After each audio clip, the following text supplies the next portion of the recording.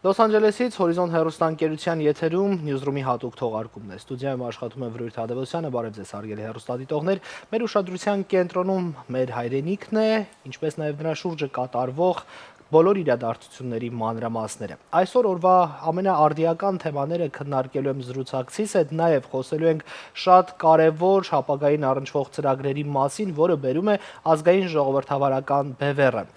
Իմ զրուցակիցը ազգային ժողովրդավարական բևեռի խորհրդի անդամ քաղաքագիտության դոկտոր Հայկ Մարտիրոսյանն է, բարև ձեզ Հայկ, բարի գալուստ մեր տաղավար եւ նաեւ Լոս Անջելես։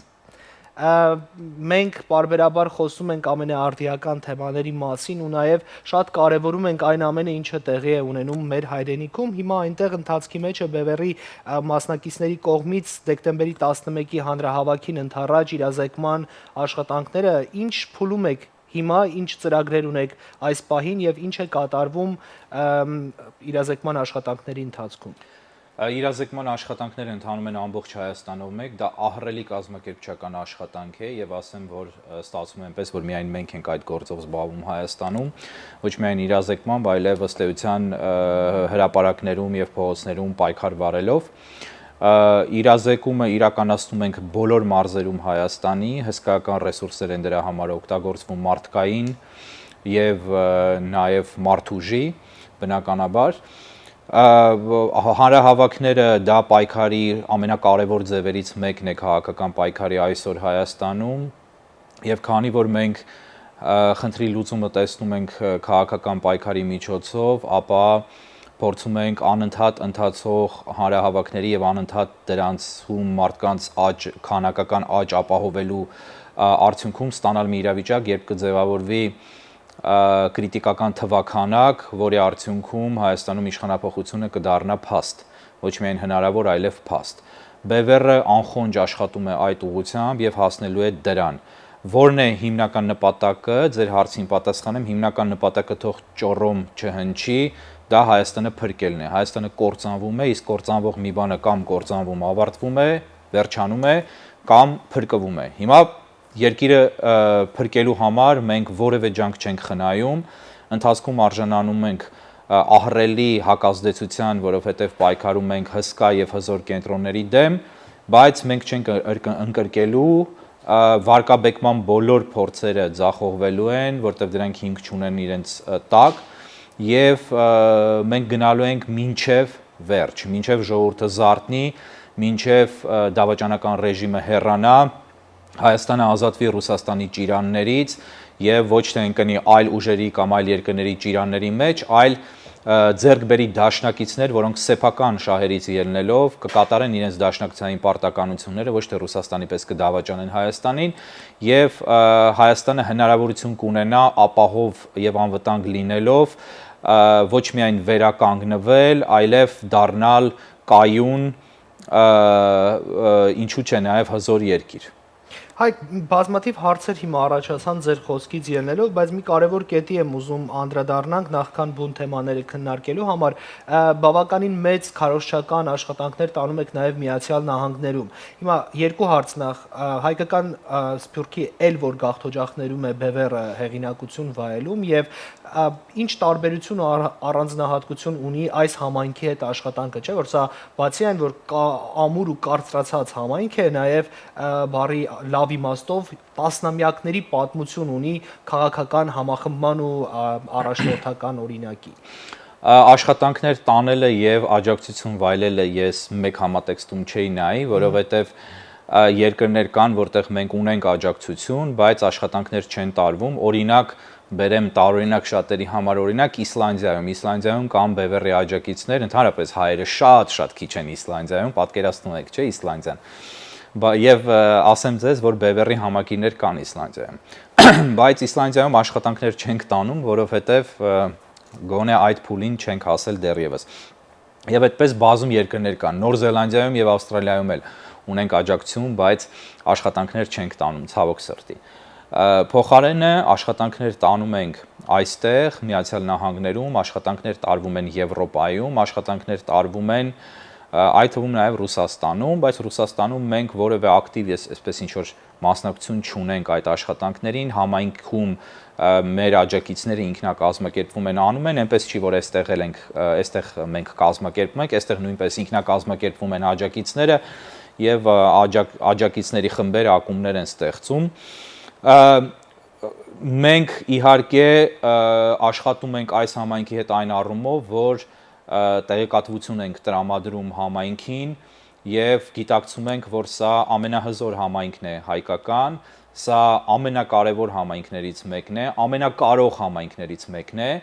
եւ այս համայնքի գերակշիռ մեծամասնությունը հիմա այլևս հայաստանցիներ են,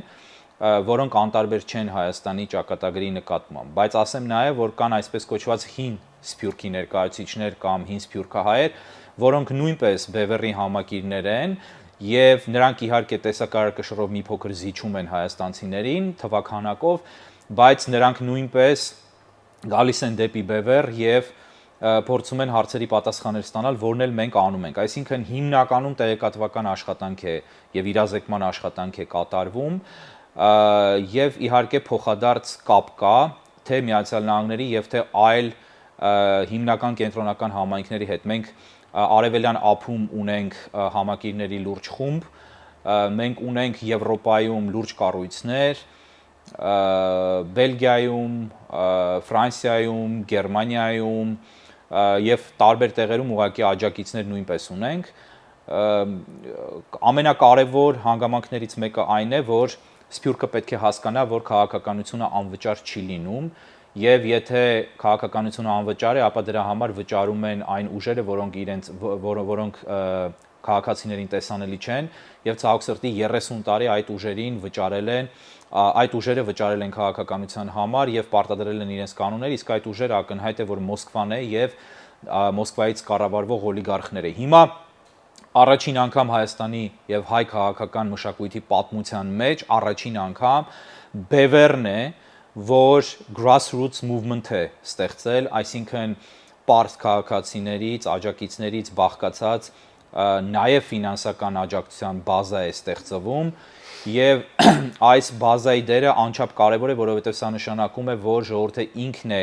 պատվիրակում, ժողովուրդ ասելով ես նկատի չունեմ միայն հայաստանցիներին, կամ Հայաստանի բնակչությանը, նկատի ունեմ նաեւ Սփյուռքի հայազգի բնակչությանը եւ Սփյուռքի հայազգի բնակչությունը նույնպես մասնակցում է այս միջոցով Հայաստանում քաղաքականություն վարելուն, որը ոչ թե օգնություն է մեզ Բևեռին, որտեղ ասեմ ձեզ Բևեռի անդամներից որևէ մեկը աջակցությունից որևէ Սփյուռքից եկող եւ ընդհանրապես որևէ դոլար սեփական գրպանը չի դնում, սա ոսկե կանոն է Բևեռում եւ Բևեռի խորհրդում։ Փոխարենը մարդիկ աստիճանաբար սկսում են հասկանալ, որ թեկուզ փոքր նվիրատվություններով իրենք մասնակցում են քաղաքականությանը եւ դաշտը չեն թողնում օլիգարխներին, որոնք սնվում են Ռուսաստանից կամ ուղղակի ուղիղ Մոսկվայից հովանավորվող ռուսական պրոյեկտներին, որpիսի հետո այդ ամենը իրենց քթից բերվի։ Եվ սա առաջինն է, դժվար է, բայց առաջինն է։ Եվ այս համատեքստում ուզում եմ ասել, որ անչափ կարևոր է, որ Սփյուռքում մեր հայրենակիցները հասկանան եւ ազգակիցները հասկանան, որ իրենք ոչ թե դրանով աջակցում են անգամ ազգային ժողովրդարական Բևեռին, այլ իրենք մասնակցում են Բևեռի գործին այս ձևաչափով, որովհետև այնտեղ մենք զբաղվում ենք քաղաքականությամբ, Բևեռի խորհրդի անդամները բոլորը քաղաքական գործիչներ են, բայց ինչպես պետք է մասնակցեն այն մարդիկ, որոնք սրտացավ են։ Եթե հավատում են գաղափարախոսությանը եւ հասկանում են մենք ինչ ենք ասում եւ գիտակցում են, որ սա միակ ճանապարհն է եւ Բևեռը այդ ճանապարհի կրողն է, այդ ճանապարհային քարտեզի հեղինակն ու առաջ տանողն է, օրակարգերը առաջ մղողն է, ապա իրենց մասնակցությունը մեր ընդհանուր պայքարին դա ոչ թե ողորմություն է, ոչ թե օգնություն է, այլ դա ֆինանսական մասնակցություն է Հայաստանը փրկելու գործին ըստ էության, որովհետև սա էլ ասեմ 30 տարի, դրանից առաջ 70 տարի, բայց 30 տարու վրա կենտրոնանանք, 30 տարի վարվել է քաղաքական մի գիծ, որը այլընտրանք առաջին էշելոնի տեսանելիության առումով չի ունեցել, հրապարակում այլընտրանքը պոպուլյար չի եղել, թեև այդ այլընտրանքը կար, եւ արդյունքում ամբողջությամբ մենք եկել ենք եւ աղետի ենք մատնվել։ Հիմա այս աղետի արդյունքում մենք պետք է վերլուծենք եւ հասկանանք ինչն էր սխալ։ Բևերը վերլուծել է, Բևերը դա վերլուծել էր մինչև աղետը եւ ասում էր, որ այս աղետը լինելու է այս քաղաքականության արդյունքում, դա արտաքին եւ ներքին քաղաքականությունն է, երկրի արտաքին վեկտորն է Ռուսաստանի գաղութ լինելու եւ ներքինում արտաքինից պարտադրված շարունակական ռեժիմների իշխանության մնալն ու Հայաստանը ռուսական գծի մեջ պահելն է, ինչը արել են բոլոր ռեժիմները, ներառյալ Փաշինյանի ռեժիմը, եւ սա հանգեցրել է աղետի։ Բևերը առաջարկում է փոփոխություն։ Եվ սա կարծում եմ, որ բազում Սփյուռքի մեր հայրենակիցները արդեն հասկանում են, եւ սա է պատճառը, որ Բևերի հեղինակությունը սրընթաց աճում է։ Սա է նաեւ պատճառը, որ Բևերին անընդհատ փորձում են հեղինակազրկել, ստերով, մեղադրանքներով, զրպարտանքներով կամ հորինովի բաներով, որոնց տակ դնում են 0.1% ինչ որ ճշմարտության, ինչ որ մի մասնիկ եւ դրա վրա կառուցում են ստիկ այսրություն։ Սա է հիմնականում, որ Սփյուռքի մասնակցությունը Հայաստանի քաղաքական կյանքին, սա է հիմնականում եւ այդ խողովակը երկիրը փրկելու եւ երկրին աջակցելու այսօր Բևերն է։ Հիմա առանձին մի քանի կետի ես ուզում եմ ավելի մանրամասն կանգ առնելով անդրադառնանք, որովհետև համենայն դեպս ինձ համար մի քիչ հակասական հայտարարություններ են հնչում, բայց եթե սխալվում եմ, ուզում եմ ինձ ուղղեք եւ նաեւ ես այդպիսով ուզում եմ ինձ համարել ինչ որ մի բան པարզ լինի, հետեւյալն է հարցը։ Դուք մի կողմից առաջարկում եք հակառուսական ճանապարհը, որը Ռուսաստանին բոլոր գործընթացներից դուրս մղելն է, սա նաև ուղիղ մեջբերում է, նաև նշում եք, որ հայկական Սփյուռքից սրընթաց աճում է ըստ էության ձեր հեղինակությունը, բայց չէ որ եթե հավատանք Ռուսաստանի Դաշնության նախագահին, այնտեղ ըստ էության ավելի շատ հայ է ապրում, քան Հայաստանի Հանրապետությունում։ Արդյոք չեք կորցնում այդպիսի մի մեծ համակիրների բանակ, ովքեր մեծ հաշվով պատճառները միգուցե շատ մանր են չխորանանք, բայց մեծ հաշվով ուղակի չեն սատարի ձեզ, այլ կշարունակեն ապրել այնպես, ինչպես ապրել են, լինելով Ռուսաստանի Դաշնության մի մասը քաղաքացի, մի մասը պարզապես ապրելով այնտեղ։ Եվ դրանից բխող մեկ ուրիշ հարց կա։ Դուք առաջարկում եք առաջին հարցին, որ չմոռանանք։ Կարծում եմ ծավալուն է լինելու համեցեք։ Այո, բայց սիրով երկրորդին նույնպես կպատասխանեմ, ուղղակի որպեսզի չմոռանամ, ծավալուն էր հարցը։ Եվ բազմակողմանի պատասխան է ակնկալում։ Առաջին հերթին Բևերը այս գործով չի զբաղվում, որպեսզի համակիրներ ունենա, եւ սրանում է մեր ամենահիմնական տարբերություններից մեկը մնացած բոլոր քաղաքական ուժերից, որոնք գործել են Հայաստանում։ Մեր խնդիրը մեր վերջնակետն է, դա Հայաստանի փրկությունն է եւ Հայաստանի աղետալի 100-ամյա ընթացքը, քաղաքական ընթացքը փոխելը։ Դա մեր առաքելությունն է, դա մեր գործն է, դա մեր ֆոկուսի կենտրոնն է։ Հետևաբար մեզ անկեղծ ասած չի հետաքրքրում համակիրների քանակը այն առումով, որ մենք պոպուլիզմով չենք զբաղվելու, որպեսզի համակիրների քանակը ավելանա կամ պակասի։ Տվյալ դեպքում պոպուլիզմը ձեր ասացի առումով կարող է վերաբերել միայն Ռուսաստանի հայությանը, եւ ես այստեղ պիտի շատ անկեղծ լինեմ, մենք Ռուսաստանում ունենք շատ լուրջ զանգված աջակիցների, հիմնականում երիտասարդներ, եւ դա աճող զանգված է, բայց հանուն արդարության եւ դաժան արդարության պիտի ասենք, որ Ռուսաստանի համայնքը Ամերիկայի համայնքից շատ տարբեր է։ Ամերիկայում, քանի որ ազատ երկիր է եւ ժողովրդավարական երկիր է, մտածողությունը ազատ է մարդկանց, բնակիչների, քաղաքացիություն ընդունած հայազգիների, Ռուսաստանում պետական մակարդակով մշտապես գնացել է ուծացման քաղաքականություն, ձուլման քաղաքականություն եւ նաեւ համայնքի մի զգալի հատված ուղղակի ռուսացած է կամ ռուսիֆիկացված է։ Հիմա թե ինչ է ասում նախագահ Պուտինը թվականակի առումով, ամենևին կարևոր չէ։ Ես ձեզ ասեմ ամենաշատ հայերը որտեղ են ապրում աշխարհում։ Նրանք ոչ թե Ռուսաստանում են ապրում, այլ ապրում են Թուրքիայում։ Եվ դրանք ծագումով հայեր են, որոնք թրքացել են, որոնք այսօր Հայաստանին եւ հայերին ատում են, եւ նրանցից շատերը ցանկանում են Հայաստանի եւ հայերի ոչնչացումը, եւ նրանցից շատերը անգամ կռվել են Արցախում հայերի դեմ։ Ըստ վերջին ԴՆԹ հետազոտությունների, եւ սա հայտնի փաստ է, միջազգային մամուլում այս մասին հրապարակումներ եղան, Թուրքիայի բնակչության գերակշիռ զանգվածը էթնիկ թուրքեր չեն, եւ նրանց հսկայական զանգված ծագում է հայերից, հույներից եւ այլոցից, հիմնականում հայերից։ Բայց արդյոք սա նշանակում է, որ մենք պետք է մտածենք, որ Թուրքիայում կա հայ համայնք եւ այլն եւ այլն։ Չէ, այդպես չի։ Ես ուզում եմ մի հատ հարց ավելի կանգ առնենք մի հատվածի վրա, որտեղ է հրապարակվել եւ որտեղ է այդ ապացույցը, որ այդ մարդիկ կռվել են Արցախում հայերի դեմ։ Չէ, ես չեմ ասում ապացույց կա այսպես։ Ակնհայտ է, որ եթե թուրք զինվոր է կռվել Արցախում, իսկ կարծում եմ դուք ինքներդ դրան չեք հակադրվում, ընդունում եք, որ թուրք զինվորներ են կռվել, անհնար է, որ նրանց մեջ նկատի ունենալով այդ զուլման աստիճանը եւ հայերին իրենց մեջ զուլելու քաղաքականությունը ծագումով հայեր չլինեն, բայց նրանք հայեր չեն։ Իմ ասածը հենց դա է։ Հիմա եթե Ռուսաստանում կան հայեր, որոնք ռուսություն են ընդունել։ Օրինակ, մենք գիտենք հայտնի քաղաքագետ Բաղդասարովին, որը իբրև թե Հայաստանի համար խոսում է եւ այլն, հայ է։ Ոչ, իհարկե հայ չէ, ընդհակառակը հակահայ է։ Նույն Ֆիլիպ Կիրկորովը հայ է, իհարկե ոչ, հայ չէ, հակահայ է։ Նույն Կուրգինյանը, եւ չեմ ուզում ասել Կուրգինյան, Կուրգինյանը հայ է, իհարկե ոչ, հայ չէ։ Նույն Այրապետովը եւ Հայրապետյան չի, հայ է, իհարկե ոչ։ Այսինքն, այս զանգվածն էլ կա։ Ես հուսով եմ, որ դա մեծամասնություն չի, բայց դա կա։ Հիմա այս զանգվածի վրա մենք չենք ուղղորդվելու։ Մենք ուղղորդվում ենք հայ ժողովրդի շահերի ուղղությամբ։ Եվ ասեմ, որ բևեռը իրոք Սփյուռքում եւ Հայաստանում սրընթաց աճ է ունենում եւ դա պայմանավորված է միայն մեկ հանգամանքով, այն օրակարգով, որը մենք հետապնդում ենք։ Իսկ մեր օրակարգը մեր համար սրբազան գործ է, որովհետեւ այն առնչվում է Հայաստանի լինել չլինելուն։ Դրա այդ գործընթացի մեջ դուք տեսնում եք նաև իշխանափոխությունը, որին ուզում եք անպայման հասնել, ու հարցի երկրորդ հատվածը վերաբերում էր դրան։ Արդյոք ունեցած համակիրների քանակով այսօր դուք կարող եք հենց հիմա իրականացնել իշխանափոխությունը ընտրությունների ճանապարհով կամ միգուցե հեղափոխության միջոցով։ Նախ մենք իշխանափոխություն չէ, որ ուզում ենք անել, կամ միայն իշխանափոխություն չէ, որ ուզում ենք անել։ Մենք ուզում ենք անել իսկական արմատական հեղափոխություն։ Եվ սա թող չընկալվի ֆրանսիական հեղափոխության տարբերակով, արյունալի հեղափոխություն կամ բոլշևիկյան հեղափոխության, ոչ։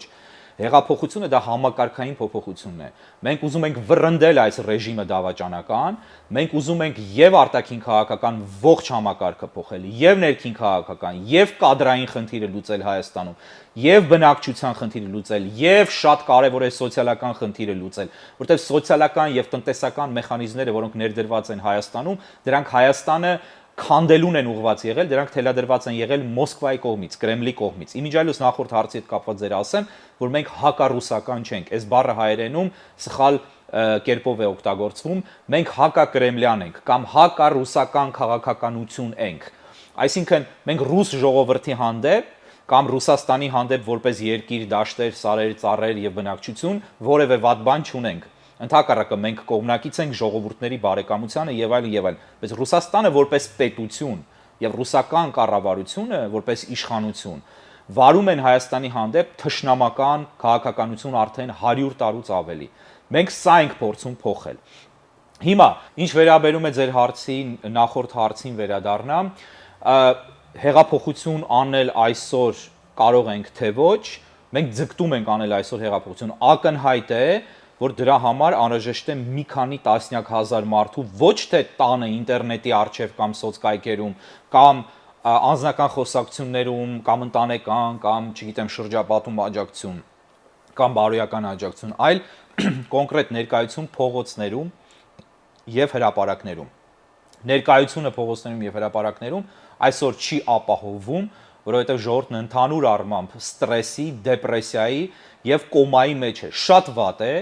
եւ արդարացում չունի դա, բայց այդպես է, մեր ժողովուրդն է եւ մենք այդ փաստի հետ հաշվի ենք նստում։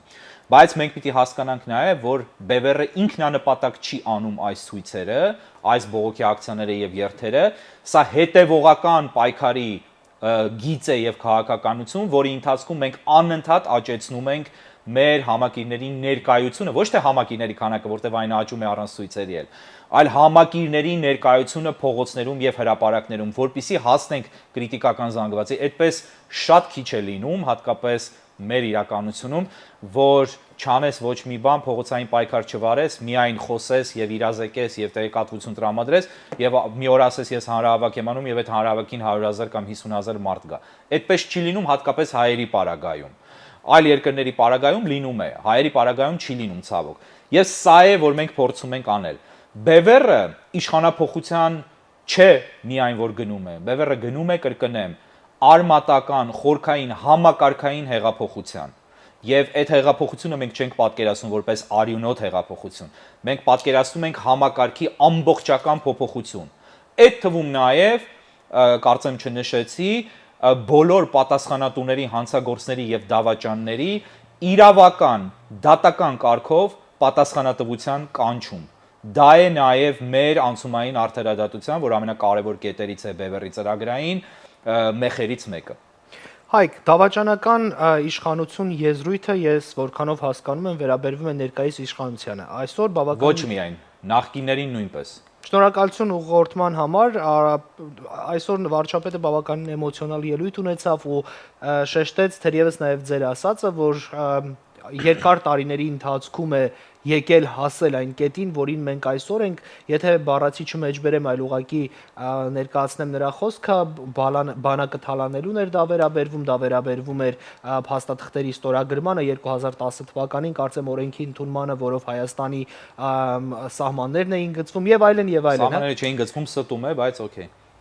Կարող եք մանրամասնել, կարող եք խոսել այդ մասին, բայց ըստ էության նա էլ մեղադրում է նախորդ բոլոր իշխանություններին, որոնք եկել եւ անցել են Հայաստանով։ Հիմա ասեք, խնդրեմ ձեր վերաբերմունքը,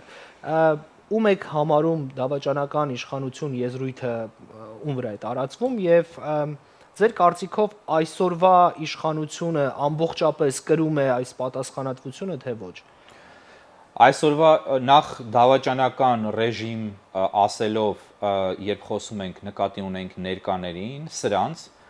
բայց դավաճանական ռեժիմներ ասելով ընդհանրապես նկատի ունենք նաև եւ մեզ համար դավաճանական ռեժիմներ են նախկին բոլոր ռեժիմները, որոնք եղել են սրանից առաջ։ Հետևաբար մենք արձանագրում ենք, որ Հայաստանում 30 տարի շարունակ ձախողված վերաանկախացումից ի վեր 91 թվականից ի վեր իշխել են միայն դավաճանական ռեժիմներ։ Սա կարծում եմ ամբողջությամբ հարցին պատասխանում է։ Որն էր հարցի մյուս մասը։ Դավաճանական ռեժիմ եզրույթը ում վրա է տարածվում ամբողջական գաղափարը։ Ասացի արդեն, իսկ ինչ վերաբերում է դրա հայտարարություններին, ապա դա հերթական անգամ ստում է, իհարկե բանակը թալանվել է, եւ հարց տվեցիք, թե արդյոք միայն ինքն է պատասխանատու իր ռեժիմը, միայն իր ռեժիմը պատասխանատու չէ այս վիճակի համար, սա դավաճանության ընթացք է եղել, բայց ինքը շատ հանգիստ ունենալով ժողովրդի ահռելի աջակցությունը եւ լեգիտիմության աննախադեպ բարձր աստիճան սկզբում կարող էր չգնալ այն դավաճանական քայլերին, որոնք կատարվեցին, կարող էր չգնալ այն ամենին, ինչ կատարվեց եւ պատերազմի արդյունքների, նաեւ պատերազմի սկսման առումով միգուցե 90%-ը, բայց պատերազմի արդյունքների առումով 100%-անոց պատասխանատվություն կրում է ինքը, որովհետեւ այո, թալանված էր բանակը, այո, զենքը վատներ եւ այո, դա ռուսներն էին արել այդպես եւ տեղական ռեժիմը շատ օքեյ էր այդ գաղափարի հետ, բայց հայկական բանակը անգամ նոյեմբերի 9-ի դավաճանական ստորագրությունից հետո, ստորագրության պահին մինչ այդ պահը պարտված չէր։ Հայկական բանակը ջախջախված չէր, հայկական բանակը դիմադրում էր, տարածքներ կորցրել էին, բայց շատ ավելի մեծ տարածքներ հանձնեց ինքը ստորագրությամբ, ուղակի հանձնեց պայմանավորվածությամբ ի հակառակ անգամ այն փաստաթղթի, որը Պուտինը հեղինակել էր եւ ինքը ստորագրել էր։ Հետևաբար գցել պատասխանատվությունը միայն նախկինների վրա, դա սեփական դավաճանական գիծը թաքցնելու փորձ է, կեղտոտ ողորմելի փորձ է, որը չի անցնելու, որը մարդիկ կուլ չեն տալու եւ կուլ չեն տալիս։ Պատասխանատու են նախկիները, որտեղ նրանք նույնպես եղել են դավաճանական գծի մեջ, բայց ամենամեծ պատասխանատու, ես ուրիշ բան ասեմ, մի քանի անգամ ասել եմ, հայոց պատմության մեջ սրա եւ իր ռեժիմի պես Հայաստանը ավերած, ոչնչացրած, Հայաստանը սեփական կամքով թշնամուն հանձնած որևէ իշխանություն, որևէ իշխանավոր մեր բազմա հազար կամ հազարամյա պատմության ընթացքում չի եղել։ Այդպիսին չեք գտնի պատմության էջերում, եղել են դավաճաններ, որոնք օրինակ անին հանձնեցին, չէ՞, եղել են դավաճաններ, որոնք ըստ էության Կարսը հանձնեցին, բայց այսպիսի բան չի եղել այս մասշտաբներով եւ այս մակարդակով։ Դրա համար Փաշինյանիզմը եւ փաշինյանական ռեժիմը անհամեմատելի է անգամ նախորդ դավաճանների հետ, նախորդ ռեժիմների հետ 91 թվականյան։ Հայկ, նույն այդ ելույթի ժամանակ Նիկոլ Փաշինյանը հայտարարեց, որ թող բոլոր կուսակցությունները, դաշինքները բոլորը թող ասեն, թե ինչ կանեին իր փոխարեն, որովհետև այդ ժամանակ, երբ պատերազմը սկսվում էր, կար այլընտրանքը հետևյալն էր. առանց կռվի հանձնել տարածքները, որովհետև պայմանավորվածությունը ավելի վաղ էր ձեռք բերվել։ Ուզում եմ ազգային ժողովրդավարական բևեռի տեսանկյունից պատասխանեք ձեզ համար, որը կլիներ այլընտրանք, եւ զուտ կուսակցական տեսանկյունից, որը կլիներ այլընտրանք, եւ դուք ինչպես եք պատկերացնում ապագան այս իրավիճակով։ Պատկերացնենք դուք արդեն իշխանություն ունեք եւ պիտի տարածքների վերադարձման ինչ որ աշխատանք այնուամենայնիվ տանեք կամ ոչ։ Ինչպես եք վերադարձնենք, ինչ վերադարձնենք։ Եկեք այդ կետից Մենք բան չունենք վերադարձնելու, չենք էլ ունեցել։ Ինչպես կարելի է քոնը, որ մի բան, որ քոնն է եղել, ուրիշը գողացել է ինչ որ մի պահ, հետո դու հետ ես բերել, համարես դա վերադարձ։ Ինքը պիտի վերադարձնի, ոչ թե դու։ Դրա համար մեզ համար վերադարձի խնդիր չի եղել եւ չկա։ Մեզ համար ընդհակառակը կա վերադարձի խնդիր, որովհետեւ մենք մեզ վերադարձնենք մեր վերադարձնելու մասին էր հարցը։ Ինձ թվաց դուք ասում որտեղ տարածքները Չէ, որտեվ նախորդ հարցը հենց այդպեսին էր, որ նրանք ասել են, այլընտրանքը ըստ պայմանավորվածություններ կար, պիտի վերադարձնեին տարածքները, եւ շատ լավ է, որ այդ հարցը տալիս եք, շնորհակալ եմ։ Հարցի նպատակն էր, արդյոք պատկերացնենք դուք եք իշխանություն։ Մի կողմից ինչ կանեիք դուք 2000 մեր կորցվածը հետ բերելու համար, մյուս կողմից ինչ կանեիք դուք, որպեսզի օրինակ չհայտնվեինք առհասարակ։ Շատ լավ, չհայտնվելու մասից սկսեմ, հրաշալի հարցեր են, շնորհակալություն։ Ուրեմն նախ Բևերը մշտապես ասել է սա եւ ես էլ որպես անձ կամ մասնագետ ասել եմ բազմաթիվ անգամներ։ Ի սկզբանե 94 թվականից եւ անգամ դրանից առաջ, երբ ազատագրվում էին 7 շրջանները, որոնք խորհրդային Ադրբեջանի մաս էին եղել, բայց իրականում մեծ Արցախի մաս էին եւ Հայաստանի Հանրապետության մաս են իրավականորեն, մինչեւ այսօր շարունակում են մնալ Հայաստանի Հանրապետության մաս, թեև օկուպացված։ Այդ շրջանները ազատագրելիս, քանի որ դավաճաններ էին իշխում Հայաստանում դեռ այն ժամանակ, գաղափարախոսությունը հետևյալն էր, եւ Քոչյանի վերջին տեսանյութը կա, Քոչյանը նախագահ չէր երկրի, Լևոններ, բայց Քոչյանը նույնպես կիսում էր այդ տեսակետները ակնհայտորեն, եւ դա երևում է, երբ ասում է, որ մենք ազատագրում ենք մենք զբաղեցնում ենք այդ տարածքները, որպեսզի հետո ճակերտների մեջ վերադարձնենք, բայց ինքը վերադարձնել բառը ասում է հավատալով։ Ռուս լրագրողին տված հարցազրույց է, որը YouTube-ում կար, հուսով եմ չեն հեռացրել։ Հիմա այս մենթալիտետով, երբ դու հող ես ազատագրում, պահելը շատ դժվար է լինում։ Իսկ ինչպես կարող ես փոխել այդ ընթացքը։ Հետո ես ձեզ ասեմ, քաղաքականության մեջ չկա այդպիսի բան։ Հիմա խոսք տվեց 10 տարի հետո, 30 տարի հետո իրականացրեց։ Գիտեք ինչ կա, դա Չինաստան, Բրիտանիա պայմանագիր է չի Հոնկոնգի մասին վարձակալության, ստորագրում են 50 տարի, 100 տարի հետո տարածքներ են հանձնում, վերադարձնում եւ այլն օրինական տերերին են էլ։ Այստեղ գործ ենք ունեցել Մոսկվայից թելադրված դավաճանական գծի հետ։ Մոսկվան մշտապես հակված է եղել կարևորել Ադրբեջանը շատ ավելի, անգամ 90-ականներին։ Հիմա երբ այդ գիծը կա, որն է լուծումը, ինչպես անել, ուղղակի պետք էր մեջտեղ հանել Հայաստանի Հանրապետության, այսպես ասած, կադաստրային թղթերը սեփական տարածքի նկատմամբ, որը ազգերի լիգայի հայտնի որոշումն է, Վուդրո Վիլսոնի իրավարար վճիռն է, եւ ասել, որ այ սա է հիմքը, սրանք Հայաստանի Հանրապետության տարածքներ եւ մենք չենք բանակցելու Հայաստանի Հանրապետության տարածքները հետ տալու համար։ Հետ տալու խորհրդային Ադրբեջանի, որը այլևս չկա, իսկ մինչ այդ այն եղել է Հայաստանի Հանրապետություն եւ շարունակում է մնալ Հայաստանի Հանրապետություն։ Բռնակցված է եղել Ադրբեջանը, այսինքն մենք այլ խոսքերով ասած չենք հանձնելու։ Երբ որ դու դա անում ես, աշխարհը սկսում է քո տեսակետը ընկալել եւ մանավանդ, քանի որ միջազգայինորեն ընդունված ամենաբարձր դասակարգի փաստաթղթեր ունես, դու իսկ այդ փաստաթղթերը մենք ունենք, բայց մեր դավաճանները ծաղրում են այդ փաստաթղթերի գոյություն։ Մեր դավաճանները այնքան հեռու են գնում, որ մի կատարյալ ավանակություն եւ ապուշություն են ասում, որ անասնականություն է կամ դավաճանություն։ Ասում են, որ Սևրի պայմանագիրը վավերական չէ։ Այն դեպքում, երբ որ Սևրի պայմանագրի հիման վրա կամ դրա արդյունքում ստեղծվել են Լիբանանի պետությունը, Սիրիայի պետությունը, Իրաքը, ամբողջ Մերձավոր Արևելքը։ Այսինքն վերաձևվել է աշխարհը Սևրի պայմանագրի հիման վրա, եւ հիմա սրանք ողորմելի մի ինչ որ խմբակ, տգետ ինչ որ միջավայրում փորձում են լայն շրջանակների հասարակական գիտակցությունը պղտորել եւ պատմական համաշխարհային կարեւորության իրադարձությունը ապա ներկայացնել։ Եվ դա չի հաջողվելու։ Հիմա Բևերը ինչ կաներ, որ սա չլիներ։ Առաջին հերթին Բևերը չէր գնա Ռուսաստանի ստրկացման ճանապարհով, տեսնելով որ Ռուսաստանը չի զինում եւ երաշխիքներ է տալիս, ասում է մի զինվեք, կամ ես Ադրբեջանին էլ եմ զինում, ձեզ էլ մի քիչ զենք եմ տալիս, ճիշտ է, խոտան եմ տալիս հիմնականում, կամ իմ հին զենքերն եմ տալիս ձեզ, բայց ես անում եմ այնինչ անում եմ եւ ես ձեր անվտանգությունը կապում եմ Ադրբեջանից։ Այս ամենը տեսնելով, եթե Բևերը լիներ իշխանության անցած տարիների ընթացքում կամ տասնամյակների, Բևերը արտաքին քաղաքական կուրսը կփոխեր եւ դա կաներ այնպես,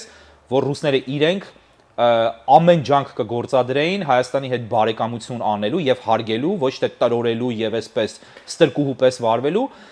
եւ այնպես կվարվեին Հայաստանի հետ, ինչպես հիմա վարվում են Վրաստանի հետ, հարգանքով, զգուշավորությամբ։ Նույն Վրաստանի եւ Ուկրաինայի օրինակով մենք տեսանք, որ ռուսական կուրսից շեղվողների ճակատագիրն այնուամենայնիվ բարեհաջող ընթացք չի ունենում։ Ով է ասում, հրաշալի ընթացք է ունենում, հրաշալի։ Ուղղակի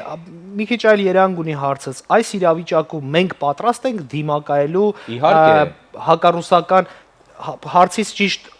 մասով, այսինքն ոչ թե ընդդեմ Ռուսաստանի, այլ կուրսի ընտրության ճանապարհին պատրաստ ենք դիմակայելու։ Մենք այլ ընտրանք չունենք։ Ինչ է նշանակում պատրաստ ենք դիմակայելու, եթե մենք գնում ենք մահվան այս կուրսի մեջ։ Հայաստանը ոչնչանում է եւ ոչնչանալու է, ձեզ թվում է Ադրբեջանը կանգ է առնելու։ Ռուսական լրատվամիջոցները հիմա ակտիվորեն շրջանառում են Հայաստանը, Բելարուսը եւ մի շարք այլ պետություններ կազմի մեջ մտցնելու թեզը։ Ինչ է դա նշանակում։ Իրենց Հայաստանը պետք չի Ռուսաստանի կազմում, միգուցե միութենական պետություն, որպես որից հատվածներ կարող են նվիրել կամ փոխանակել Թուրքիա եւ Ադրբեջանի հետ, որտեղ Հայաստանը հիմա ոչինչ է ըստ որպես պետություն գոյություն չունի, որպես պետություն ոչինչ է, միգուցե այդպես, բայց իրենք Հայաստանը ոչ ուզում են, ոչ էլ կարող են պահել։ Իրենք ուզում են վերցնել կատարյալ վերահսկողության տակ, որպեսզի իրենց գործարքը թուրքերի եւ ադրբեջանցիների հետ ավարտեն։ Հիմա ես ձեզ նախորդ հարցին փորձեմ պատասխանել, ուղղակի միտքս կտրվում է անընդհատ։ Երբ որ նախ Ուկրաինան եւ Վրաստանը շահել են մեծապես։ Վրաստանը տարածքները, երբ Հայաստանում կեղծ ռոպագանդան ասում է, որ կորցրեցին տարածքներ պատերազմի արդյունքում, ոչ, մի սանտիմետր հող վրացիները չեն կորցրել 2018 թվականին։ Կորցրել են 93 թվականին եւ կորցրածը չեն հաջողել հետ բերել 2018 թվականին, բայց 2018 թվականին կատարելապես ազատվել են Ռուսաստանից եւ Ռուսաստանի ազդեցությունից։ Որոշ ռոպագանդիստներ կասեն փոխարենը դարձել է Թուրքիա, դա նույնպես սուտ է, թուրքական ներդրումները զուտ տնտեսական են, հիմնականում հյուրանոցների բաների տեսքով են Աջարիայում եւ որևէ ստրատեգիական կառույցների թուրքերը չեն տիրապետում, ցանկացած պահի երբ վրացիները ցանկանան հարմար գտնեն, կարող են եւ թուրքերին հանել այդ ամբողջ իրավիճակը փոխել։ Դա վրացիների ընտրությունն է, իրենց ներքին գործն է, ինչպես ուզում են անում են։ Դա ոչ մի կապ չունի Վրաստանից դուրս գալու հետ։ Ինչ վերաբերում է Ուկրաինային, այո, Ուկրաինան Դոնբասի նկատմամբ կամ դրա մի հատվածի նկատմամբ վերահսկողությունը կորցրել է, բայց Ուկրաինա դա տեղի է ունեցել Ռուսաստանի կտրուկ քայլերի արդյունքում, եւ ձեզ ասեմ, այդ կտրուկ քայլերի համար Ռուսաստանը բավական փոշմանել է։ Եվ դրա վկայությունը դուք տեսնում եք, այսինքն եթե իմանային, որ այսպիսի վիճակում են հայտնվելու, չէին անի։ Ռուսաստանի տնտեսությունը այսօր ծնկի իջած տնտեսություն է։ Ռուսաստանը իրականում դեպի փլուզում գնացող պետություն է։ Հենց 2014 թվականին ռուսական չմտածված քայլերի արդյունքում, որոնք արեցին Ուկրաինայի նկատմամբ։ Փոխարենը Ուկրաինան ազատագրվել է, եթե Ղրիմի մասին ենք խոսում, ապա Ղրիմ կոնկրետ զորքեր մտցրեց Պուտինը։ Ես չեմ կարծում, որ Պուտինը կարողանալու է զորքեր մտցնի Հայաստան, մտցրած են այդ զորքերը արդեն նախ, բայց այդ զորքերը չի կարողանալու կիրառել Հայաստանի պետականությունը ոչնչացնելու ուղղությամբ, որովհետև Հայաստանը Դոնբաս չի, այսինքն մի փոքրիկ հատված չի մեծ պետության Ուկրաինայի կամ Ղրիմ չի։ Հայաստանը ամբողջական մի կտոր է այլևս եւ այդ կտորը եթե օտարվում է կամ վերցվում է ռուսների կողմից ռազմական վերահսկողության ներքո ամբողջությամբ, այսինքն ձևական ինչ որ բաներն են դուրս գալիս, կոպիտ ասած Ռուսաստանը պատերազմ է հայտարարում Հայաստանին, ինչ որ բաներ ֆանտաստիկ բաներից ենք խոսում, դա արևմուտքը թույլ չի տալու սեփական շահերից ելնելով, ոչ թե հայերին շատ սիրելով, հայերի գեղեցիկ աչքերը կամ խաչքարերը սիրելով, չէ, որովհետև արևմուտքին ձեռնտու չէ, որ Հայաստանը կորսվի Ռուսաստանին կամ Թուրքիային, բայց դա այլ թեմա է։ Այսինքն Ուկրաինան այսօր բանակ է ստեղծել, հսկայական աջակցություն է ստանում Միացյալ Նահանգներից, Ուկրաինայի տնտեսությունը աճում է, դուրս է եկել ռուսական ակցիանի մեջից եւ Ուկրաինան դարձել է ինքնուրույն խաղացող միջազգային ասպարեզում արևմուտքի հետ միևնույն ճամբարում։ այո, տարածքներ կորցրել է, բայց դա բոլորովին այլ օպերա է։ Հայաստանը կորցրել է տարածքներ Ռուսաստանի հետ բարեկամության արդյունքում, ոչ թե թշնամության։ Կորցրել է հենց դրա պատճառով։ Եվ կորցնում է ավելի ու ավելի։ Ռուս զինվորը կանգնած է, գալիս են հայ զինվորին քշում են եւ վերցնում են տարածքը։ Եվ եթե ոմանք կարծում են, թե Արցախում Հայաստանն է մնացել դե ֆակտո փաստացի, իրավականորեն ամբողջ Արցախը շարունակում է Հայաստան մնալ, ապա սխալվում են։ Արցախը այսօր ամբողջությամբ կամ Ադրբեջանի կամ Ռուսաստանի ազդեցության տակ է, իսկ Ռուսաստանը Արցախի մնացած հատվածը անպայմանորեն փորձելու է հանձնել նույնպես Ադրբեջանին, եթե Հայաստանը չփոխի իր արտաքին քաղաքական կուրսը եւ նաեւ ներքին քաղաքական կուրսը։ Եվ Բևերը այս ամեն ինչը հասկանալով առաջարկում է մի դեղատոմս, որը աշխատող դեղատոմս է։ Իմիջիայլոց մի քանի օր առաջ Պուտին Բայդեն հերակապի արդյունքում հայտնի դարձավ, որ նախագահ Բայդենը ասել է, որ եթե դուք փորձեք հարձակվել Ուկրաինայի վրա, ապա իհարկե մենք զորք չենք ուղարկի Ուկրաինա, թեև հսկայական զենք են տրամադրել Սպիտակ տնից Ուկրաինային, բայց նախագահ Բայդենը ասաց, ապա մենք այնպիսի սանկցիաներ կկիրառենք ձեր դեմ, որ տնտեսությունը ուղղակի կփլուզվի, այսինքն Ռուսաստանը կփլուզվի։ Եվ սա ինչ է, եթե ոչ պաշտպանություն, ընդ որում խոսքը գնում է Ուկրաինայի մի հատվածի մասին։ Իսկ այստեղ Հայաստանն է, որի կենսունակությունը եւ որի Միացյալ Նահանգների հետ բարեկամ դաշնակից լինելը անչափ կարևոր կռվան է արևմուտքի համար տարածաշրջանում ներկայություն եւ դաշնակիցներ ունենալու առումով եւ Թուրքիային թույլ չտալու առումով, որպեսզի Թուրքիան հսկայական դառնա, միավորվի Ադրբեջանի հետ Հայաստանի վրայով, գնա դեպի թուրքական աշխարհ եւ դառնա անկառավարելի մրցակից ու նաեւ թշնամի եւ հակառակորդ արևմուտքին, մասնավորապես Միացյալ Նահանգներին, Ֆրանսիային, Եվրամիությանը։ Այս բաները մենք պիտի հասկանանք։ Բևերը հասկանում է, ռուսական եւ թուրքական ռոպագանդան Հայաստանում աշխատում են շատ ուժեղ, նրանք հակազդում են մեզ, փորձում են մեզ վարկաբեկելով, մեր թեզերը ծաղրելով, մեր թեզերը վարկաբեկելով իրենց նպատակների իրագործմանը հասնել եւ ցավոք սրտի կան հայ դավաճաններ, որոնք համագործակցում են, որոնք պիտի կանգնեն դատարանի առջև հետո եւ կա ժողովրդական մի զանգված կամ հասարակական մի զանգված, որը չի հասկանում եւ տրվում է այդ բաներին։ Հայկ, շատ ժամանակ այլևս չունենք, բայց այնուամենայնիվ ուզում եմ խոսենք նաև տարածքային ճանապարհային ավտոճանապարհների ապաշրջափակման թեմայի մասին։ Ձեր վերաբերմունքը այդ խնդրին եւ արդյոք կարծում եք, որ Հայաստանը Ադրբեջանի ու Թուրքիայի հետ պիտի ազատ հաղորդակցային միջոցներ ունենա, ընդհանուր մինչեւ նաև Ադրբեջանով դեպի Ռուսաստան։ Ադրբեջանով դեպի Ռուսաստան Հայաստանը երբեք չի ունենալու կապ, որովհետեւ կարող է մի քանի երկաթուղի գնա օրինակ Սուքիասյանների բեռները շարժվեն առաջ եւ հետ, բայց դա երբեք ապահով ճանապարհ չի լինելու։ Մեկ երկրորդ հերթին դա ճանապարհների ապաշրջափակում չէ, դա Հայաստանի շրջափակման կատարելագործում եւ ավարտում է, որովհետեւ կան քաղցր կոնֆետներ, որոնք թույն են պարունակում։ Եվ սա այդ կոնֆետներից մեկն է։ Ընդհանրապես չի կարելի Թուրքիային Հայաստանի վրայով եւ Ադրբեջանին որևէ ճանապարհ տրամադրել։ Այստեղ խնդիրը Հայաստանի վրայով տրամադրելն է, ոչ թե ստանալ եւ օգուտ ստանալ Ադրբեջանի վրայով։ Ադրբեջանը այդ նույն ճանապարհը ունի Իրանի վրայով։ Բայց չէ՞ որ նույն դաշնակիցները, Միացյալ Նահանգները, այսինքն ԵԱՀԿ Մինսկի խումբը, նաեւ բոլոր դաշնակիցները պնդում են, որ տարածքային ապաշրջափակում, տարածաշրջանային ապաշրջափակում պիտի լինի եւ երկրները պիտի ազատ հաղորդակցություն։ Պնդումներ չկան, կան ողջունումներ ներողություն գաղափարի, ողջունում են շատ པարզ պատճառով։ Այն նույն պատճառով, ինչով հայերը որ ասում էին ազատագրված շրջանները մերը չի, Արցախը մերը չի, բայց մենք ուզում ենք ինքնորոշվենք Ադրբեջանի կազմում, հետեւաբար դա Ադրբեջանին է։ Ով է հասկացել, որ Արցախի անկախության թեզը հենց դա է առաջ մղել։ Արցախի անկախությունը նշանակում էր, որ Արցախը Ադրբեջանի կազմում է, բայց պիտի ինքնորոշվի։ Չէին ասում Հայաստանի Հանրապետության կազմում է։ Դրա համար է Բևերը նաև համարում հանցագործություն եւ դավաճանություն Արցախի անկախ լինելու գաղափարը, Արցախի առանձին դրոշ ունենալու գաղափարը համարում է դավաճանություն, որտեղ դա Հայաստանի Հանրապետության տարածք էր եւ պիտի խոսք գնար տարածքային ամբողջականության մասին։ Այսինքն ամեն դեպքում ձեր կարծիքով ճիշտ է ոչ թե ազգերի ինքնորոշման Ադրբեջանի կազմում։ Հիմա այդ նույն սկզբունքն է։ Արևմուտքը եւ աշխարհը, քանի որ Հայաստանը իրեն պատրտելով ասում է, որ պիտի ճանապարհ տանք Ադրբեջանին, ասում է շատ լավ, տալիս եք, եթե դուք դա ուզում եք, դա ձեզ չի վնասում, դուք համարում եք, որ դա ձեզ օգուտ է, մենք կողմ ենք, մենք ողջունում ենք, ոչ չի ասելու, չէ, փակ պայեք ճանապարհները։ Դուք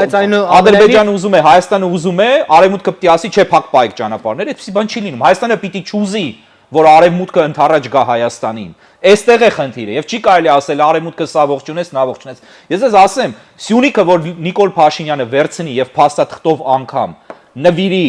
Ադրբեջանին կամ Թուրքիային, եթե Հայաստանի ժողովուրդը լուր նստեց տեղը եւ Նիկոլ Փաշինյանը դա կարողացավ անել եւ մարսել, ապա աշխարհը դա չի դատապարտելու։ Կամ դատապարտելու է, որտեղ դա ծայրահեղ էսպիսի բան է լինելու արևմուտքի շահերի դեմ։ Բայց եթե դու մի բան անում ես, հո չեն գալու քեզ ասեն, գիտես ինչ կա, դու ինքնավնասվում ես մի արա։ Եթե դու անում ես ինքնավնասվում ես եւ քո ժողովուրդը կողմ է դրան, ուրեմն դու համարում ես, որ դա քո համար լավ է։ Սա մենք պիտի հասկանանք։ Շատ լավ, դուք զրույցի ընթացքում նշեցիք, որ անկախ ամեն ինչից ձեր գործունեությունը ընթանում է բավականին մեծ ընդդիմություն նաև տեսնելով ձեր կուսակցության ներկայացուցիչների, նաև ձեր գործունեության դեմ։ Բայց որոշ տեղեկություններ կան, մենք վերկուսակցական կառույց ենք, ասեմ։ Ես դա հռչակագրում կարդացել եմ, Բևերը շարժում է, դա վերկուսակցական շարժում է, դա շատ ավելի մեծ ձևաչափ է, քան կուսակցական ձևաչափը։ Շնորհակալություն ուղղելու համար։ Հիմա մի հետաքրքիր կարծիք կա, որ լրագրող Թաթուլ Հակոբյանի նկատմամբ ձեր կողմից հնչում են սպառնալիքներ, ես ուզում եմ նրա անունը չի տվել, բայց հասկանալի է, որ փորձում է ուղղել մեր վրա։ Ենթատեքստում կա նմանատիպ համենայն դեպս ինչ որ բան, թույլ տվեք մեջբերել, որպեսզի սխալ չհնչի։ Իմ հասցեին հնչող սպառնալիքների հիմքում որքանով համադրել ու վերլուծել եմ, ընկած է իմ այն խոսքը, որ վերջերս Հայաստանի հեռուստաընկերություններից մեկի եթերում եմ արել, Հայաստանն այնտեղ է, որտեղ կանգնած է հայ զինվորը, ընդ որում հստակ ասել են, որ 1918-ին այդ Հայաստանը 10,000 քառակուսի կիլոմետր էր, 1920-ի ամռանը 60,000, 1920-ի աշնանը 30,000, 94-ին 42,000, այսօր աղետալի պատերազմից հետո 33,000։ Այս կարծիքը հանդիպել է, որքան էլ անհեթեթ է հնչում, մեծ Հայաստան երազողների սպառնալիքներին։ Ում նկատի ունի Թաթուլ Հակոբյանը, ինչու կարելի է ենթադրել, որ գնալու է դիմելու է Հայաստանում ոստիկանություն, ասում է, որ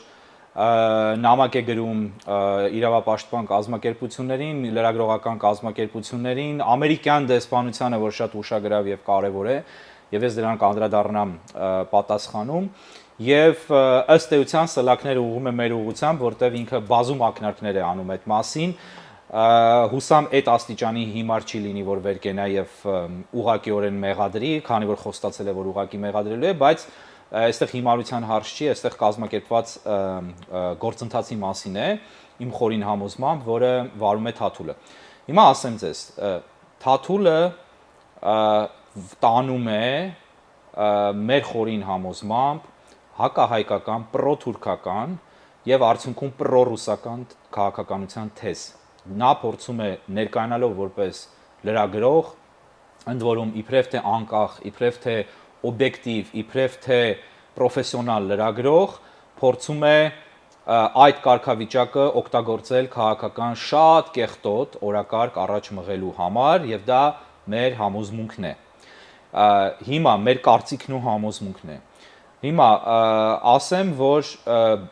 Բևերը բազմաթիվ անգամներ եւ Բևերի անդամներ եւ նաեւ աջակիցներ, որոնց վրա Բևերը որևէ ազդեցություն չունի, գաղափարական հետևորդներ կարող են լինել աշխարհում ամենտեղ, ինչպես ասեցի անգամ Իսլանդիայում, բայց դա չի նշանակում, որ Բևերը ուղղորդում է այդ մարդկանց, չեն ընդունում այն հանգամանքը, որ Թաթուլը հայտարարում է, որ Հայաստանն այնտեղ է, որտեղ կանգնած է հայ զինվորը, այսինքն եթե վաղը գրավելով գան եւ կանգնեն, ասենք, Կասկադի մատույցներում, աստիճանների տակ եւ Կասկադի վերևում մոնումենտում կանգնած լինի հայ զինվորը, Թաթուլ Հակոբյանի համար Հայաստանը լինելու է Կասկադի վերևի հատվածը, մոնումենտի հատվածը միայն, կամ Հրազդան մարզադաշտը, եթե այդտեղ լսեն բոլոր հայերին։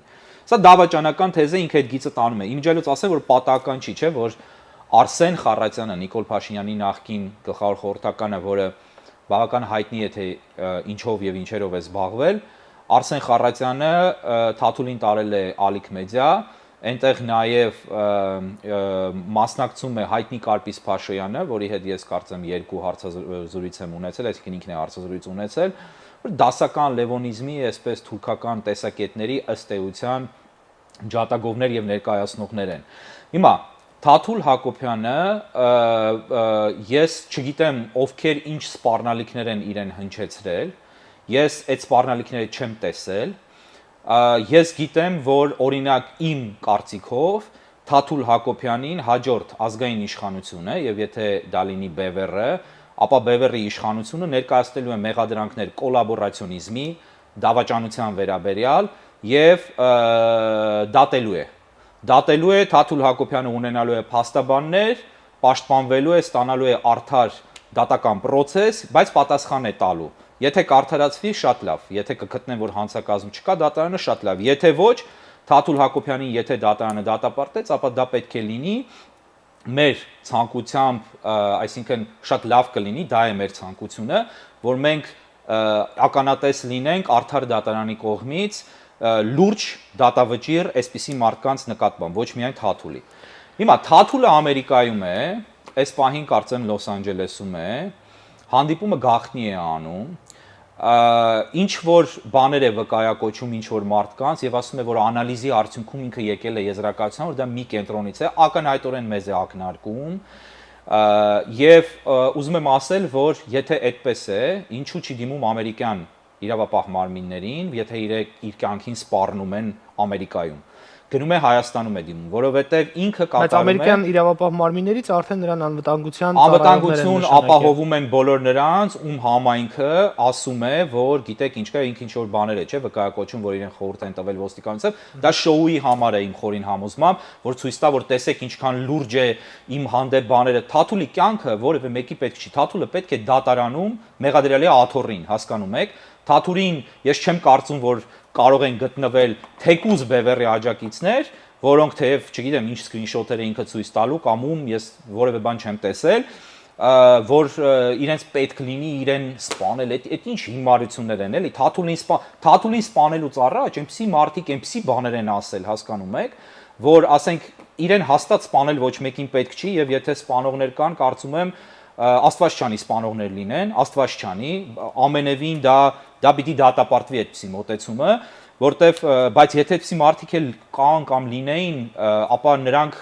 շատ այլ տրամաբանորեն, եթե մտածում ենք, այլ թիրախներ պիտի ունենային շատ ավելի հայտնի, շատ ավելի ազդեցիկ, այս պատերազմում դեր խաղացած Թաթուլը ինչ է, Թաթուլը մեր համոզմամբ, գոնե իմ անձնական համոզմամբ կամ կարծիքով թուրքական պրոպագանդիստ է, որը այդ թեզերն է առաջ տանում եւ հիմա բևեռի դեմ գործիք է դառնում ըստ էության ռուսների ձեռքին,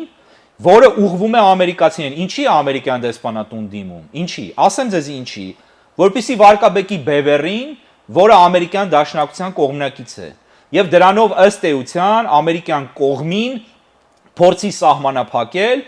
բևեռին դիտարկելու որպես դաշնակից։ Հասկանում եք ինչ է անում։ Սա քաղաքական կեղտոտ պայքար է, որտեղ հիմա նա ներքաշում է նրանց։ Եվ եթե քննադատական բաներ եղել են, իսկ ես ինքս Թաթուլին բազմաթիվ քննադատել եմ, Թաթուլը մեզ այդ թվում եւ Ազատություն ռադիոկայանի եթերում բազմաթիվ անգամներ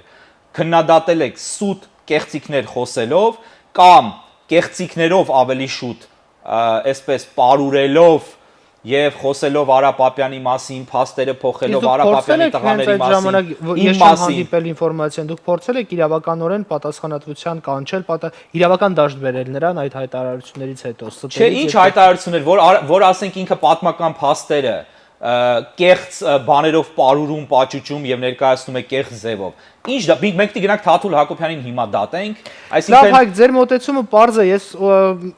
մենք էլ ժամանակ չունենք, ուզում եմ վերջում ձեր խոսքը ամփոփելու հնարավորություն տամ, այնուամենայնիվ ես հասկանում եմ բավականին ծավալուն զրույց ունեցանք ու նաեւ շատ հարցեր չենք հասցնի քննարկել այդ կարճ ժամանակահատվածում, բայց ամփոփեք ձեր խոսքը ուղղված մեր ժողովրդին, մեր հեռուստադիտողներին, իսկ Թաթուլ Հակոբյանին այնուամենայնիվ կարծում եմ առիթ կլինի ես եւս զրուցեմ նրա հետ Զրուցեք նրա հետ հնարավորությունը հանուն օբյեկտիվության եւ արդարության եկեք այդ թեման ավարտենք համեցեք ամփոփենք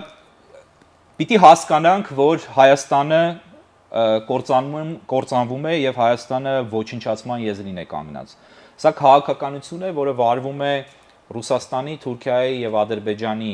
ջանքերով եւ նրանք երբեւե կանգ չեն առնելու քանի կա ստատուս քվոն քանի կա այն իրականությունը որը կա Հայաստանում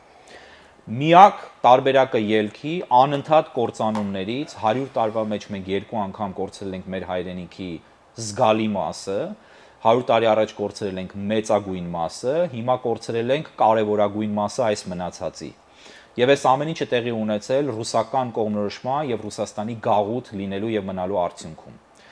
Թուրքերը չեն կանգնում, պատմությունը կրկնվում է, ռուսները մշտապես գնում են դաշինքների թուրքերի եւ ադրբեջանցիների հետ, որտեղ իրենց համար դա շատ ավելի կարեւոր է, քան Հայաստանն ու հայությունը,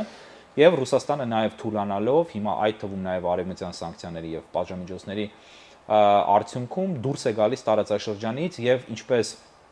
շատ բարձրաստիճան Ռուսաստանի կրեմլյան պաշտոնյաներն են հայտարարել, իրենք ավելի շատ կցանկանան Հայաստանը զիջել թուրքերին, քան որևէ պարագայում այն զիջել արևմուտքին, Միացյալ Նահանգներին եւ այլն, ընդ որում զիջելու են ոչ թե որպես գաղութ արդեն արևմուտքին, այլ որպես դաշնակից։ Այս օղակը պիտի կոտրվի։ Հայաստանում այսօր ես չեմ տեսնում որևէ մեկ այլ ուժ, որը զգալի ուժ է, որը լուրջ ուժ է, որը պայքարում է այս օրակարգի դեմ, որը ասում է, որ մենք չունենք այլ ընտրանք, մենք չենք կարող դուրս չգալ այս օղակից։ Եվ նրանք, ովքեր վախենում են, ասում են, այս օղակից դուրս գանք, ռուսները սա կանենական են, ռուսները դա անում են եւ անելու են մինչեւ վերջ։ Ռուսները ուղղակի ուզում են, որ մենք մորթվելուց, երբ Թուրքի դանակը մեզ կմորթի, որպես երկիր, պետություն եւ ժողովուրդ, մենք քնած լինենք, որպեսզի շատ ձայն եւ աղմուկ չհանենք եւ հեշտ լինի գործը անելը։ Չեն ուզում ջղաձգվենք։ Իսկ մենք չենք ուզում մորթվել ընդհանրապես։ Բևեռը չի ուզում մորթվել։